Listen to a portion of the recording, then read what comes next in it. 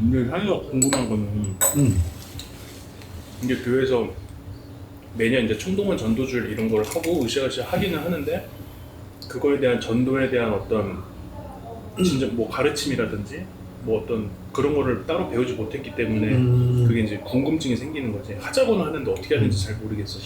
그러니까 저는 정말 솔직히 말하면 약간 이렇게 모든 이렇게 약간 이런 것들을 걷어내면 목사님들이 개척을 하시고 교회를 세운 이유는 사실은 이 표현이 불편하실 수도 있지만 성도 수를 늘리기 위함이라고 생각을 해요. 그러니까 이거는 그러니까 우리 교회의 성도수 아니면 보편 교회의 성도수? 그러니까 그 부분은 이제 목회자마다 다르겠지만 우선 자기가 우선 했으니까 그러니까 그 성도수를 높인다는 건 쉽게 말하면 복음을 많이 전한다는 얘기고 우리 교회를 통해서 보편 교회 그렇죠. 우리 교회가 잘 돼 한국 교회가 잘 되길 바라는 거죠. 그게 그러니까 그 모르겠어요. 여기에 이제 뭐 목사님마다 목적과 목표가 다 다르겠지만 결국 목회자는 복음을 전파하고 그 양들을 잘 케어해서 수준을 끌어올리는 거는 결국 성도수를 높여야 하고 성도수가 올라간다는 건 방황하는 영혼이든 생전 처음 듣는 사람들이든 이렇게 끌어당기는 거에 포커스가 있다라고 생각을 하거든요. 그러니까 이게 없을 수도 있죠. 뭐 없을 수도 있는데 이게 가장 핵심적이지 않을까. 뭔가 교회를 개척했다는 거 이라고 생각을 하는 부분이 있었어요. 근데 이제 나 같은 경우는 뭐 모르겠어. 나랑 생각이 다를 수 있고 당연히. 맞아요. 그래서 처음 여쭤봤을 때 개척하시는 걸 여쭤봤을 때 요 개념과 다른 개념으로 나는 말씀을 해주셔가지고 전혀 다른 개념이에요. 그러니까 뭐라 그럴까? 그러니까 나 자신을 목회자로서 내가 판단했을 때 글쎄 내가 뭐 뛰어난 게 있나 싶거든. 예를 들어서 설교 혹은 목회 혹은 행정. 그러니까 교회에서 목회를 하면서 필요한 어떤 이 능력치나 스킬들이 있다면 나는 그런 것 중에 내가 그렇게 뛰어난 게 별로 없다고 생각하고 나보다 뛰어난 분을 얼마든지 찾을 수 있거든.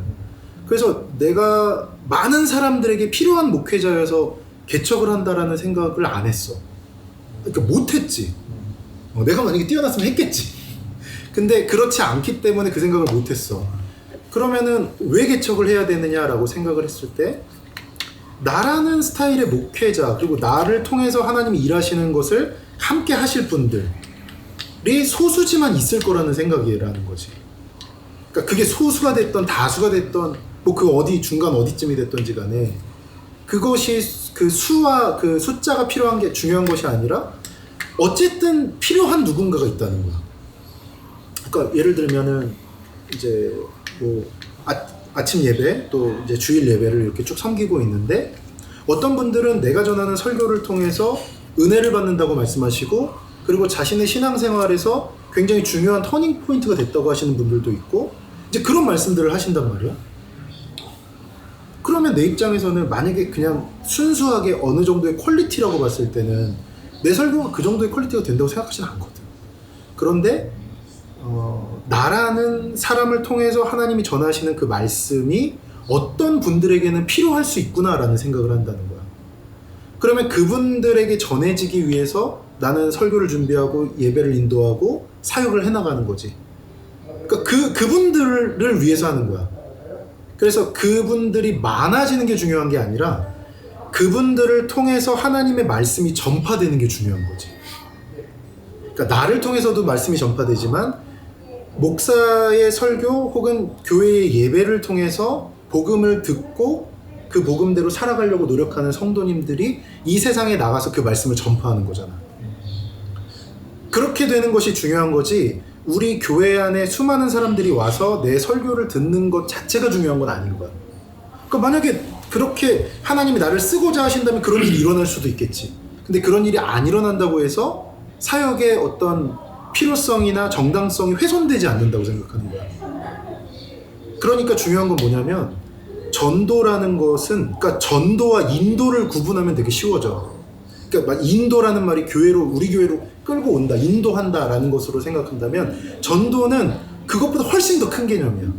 그래서 만약에 총동원 전도주의를 한다라고 한다면 그거는 우리 교회에 어쨌든 사람들을 끌어모은다라는 개념이 아니라 뭐 예를 들어서 총동원 전도주의를 한 달로 기간을 잡았어. 그러면 그 기간 동안은 여러분 그동안 개인의 삶과 가정과 이런 것 때문에 많이 바쁘셨죠. 그런데 우리 이 한 달만큼은 진짜 많은 사람들에게 한번 예수님을 전해보고 복음을 한번 전해봅시다.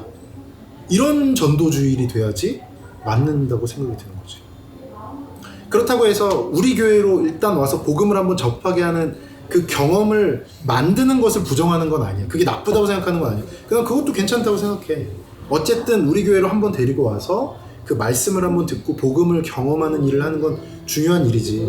그리고 어쨌든 지인을 통해서 오는 거니까 조금 더 그 접근성이 있을 수는 있겠지. 근데 보다 본질적인 전도에 대해서 얘기한다면 그렇게 와서 복음을 한번 듣고 나서도 이 사람이 더 신앙생활을 잘할 수 있는 교회가 있다면 그 교회를 잘 연결해 주는 게 전도라는 그 광의에 더 맞지 않을까? 라고 생각하는 거지. 어떠세요? 동의합니다.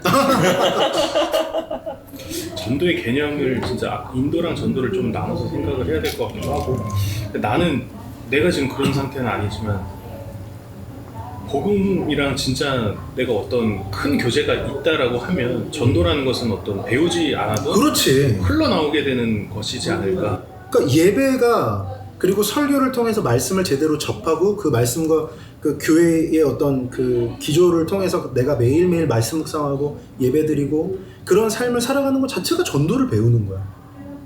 그러니까 근데 혼란이 오는 것은 어떤 교회 시스템 자체에서 전도를 으쌰으쌰라고 하는 것이 복음으로 다가가는 길이 아니라 이제 우리가 언뜻 성도의 그 눈으로 봤을 때는 교회의 성도 수를 늘리는 것에 뭔가 집중하고 있다 이렇게 보이니까 그래서 이제 그런 궁금증이 그렇지. 아니 뭔지 알지. 나오게 되는 거.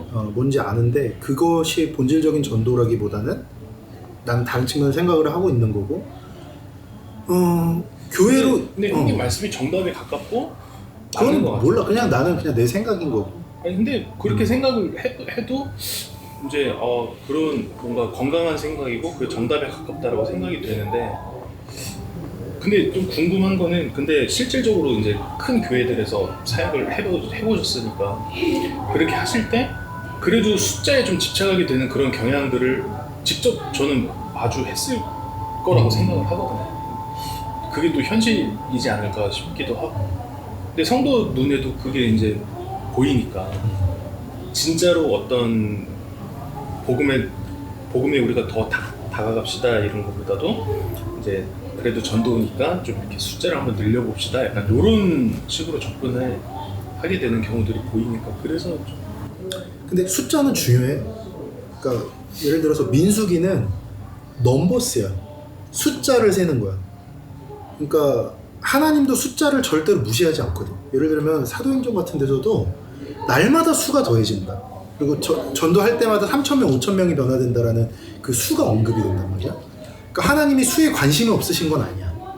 그런데 이제 문제는 뭐냐면 우리 거, 내 거, 우리 교회 거, 우리 교회의 숫자.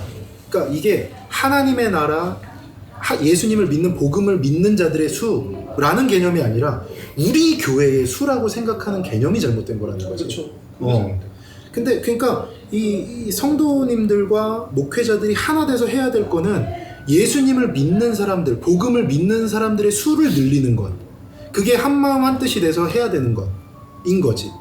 그게 아니라 내 교회의 숫자를 불린다는 것이 먼저가 되고 첫 번째가 되면 그것은 문제가 있는 거지. 그렇게 생각하는 순간 많은 문제들이 생기죠. 우리 성도님들을 과하게 몰아붙인다든지. 옛날에 어디 PD 수첩인가 어딘가에 이제